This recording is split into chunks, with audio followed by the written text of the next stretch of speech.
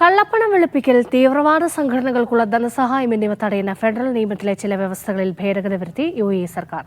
സാമ്പത്തിക കുറ്റകൃത്യങ്ങൾക്കെതിരായ പ്രവർത്തനത്തെ സഹായിക്കാൻ ഭേദഗതി ഉപകരിക്കുമെന്നാണ് വിലയിരുത്തൽ. പ്രവർത്തന മേൽനോട്ടത്തിന് പ്രത്യേക സംവിധാനവും ഉറപ്പാക്കും. പ്രാദേശിക സമ്പദ് വ്യവസ്ഥയെ സംരക്ഷിക്കാൻ ആരംഭിച്ച ദേശീയ നയങ്ങളുമായി ചേർന്നു വരുന്നതാണ് നിയമ ഭേദഗതികളെന്ന് UAE അധികൃതർ അറിയിച്ചു. കള്ളപ്പണം വെളുപ്പിക്കലിനും തീവ്രവാദ നിയമവിരുദ്ധ സംഘടനകൾക്ക് ധനസഹായം നൽകുന്നതിനുമെതിരെ ഒരു ദേശീയ കമ്മിറ്റിക്കും രൂപം നൽകും.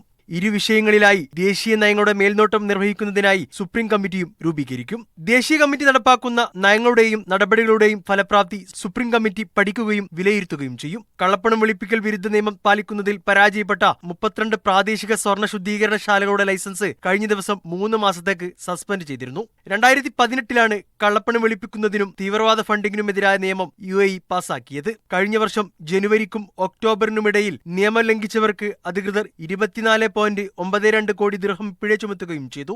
Media 1 Dubai.